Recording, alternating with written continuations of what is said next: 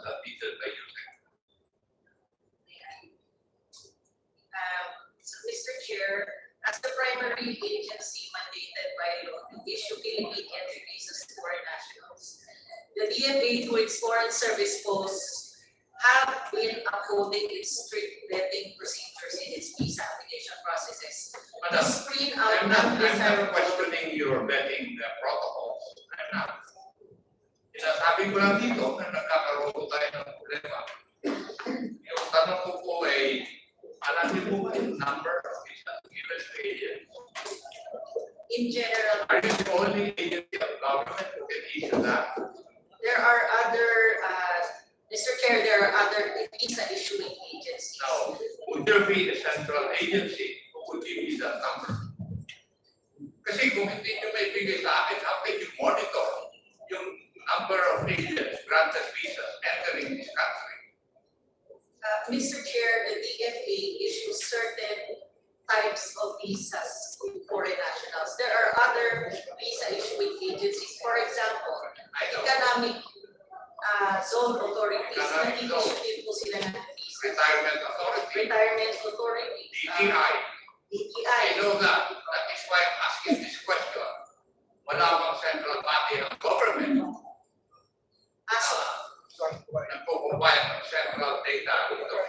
as of now, there is none. Ay, magkakaroon We have our po own. tayo, madam. Diba? Kung lahat dito sa mga agency ito bigay ng entry visa without knowing kung ilan ang may issue ng bawat ahensya, wala tayong control. But at the side, wala po tayong control eh. And that is precisely the reason why may mga problema tayo.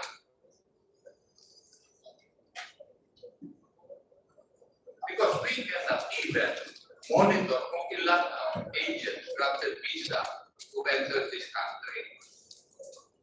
How much more na malaman natin kung sila ay papasok dito sa ating bansa para gumawa ng kalintigan. Would you agree with me, madam? Mr. Chair, each visa issuing agency has their own monitoring. I know that. Kasi naimbestigan na nga namin yan eh. I know that. The government is knowing this. Wala pa rin ginagawa. Nobody has taken any step na para gawin na makaroon tayo ng central database.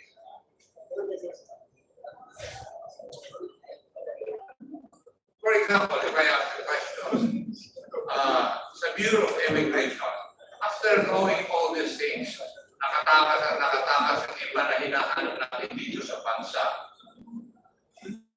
What have you done insofar as your protocols are concerned regarding the entry and exit of foreigners?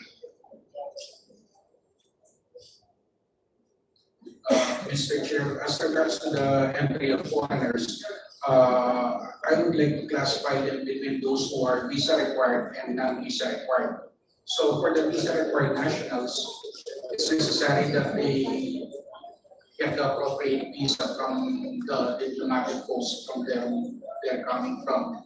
Now, as regards those non-visa required, they can enter the country.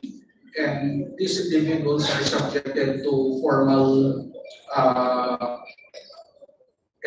procedures when it comes to the airports. So they're asked the appropriate questions, the purpose of their stays and such.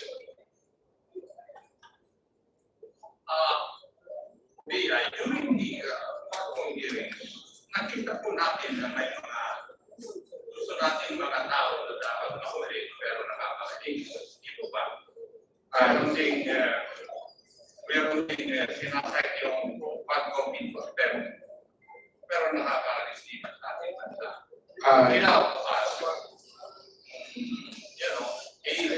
Being able to take them in custody. So, after knowing all these loopholes, ano po ang nagawa ng mga ahensya ninyo? Sir, once the Quadcom issues a contempt order and then sends the same to the Department of Justice, and the Department of Justice sends to the Bureau of Immigration, we immediately put that individual in the derogatory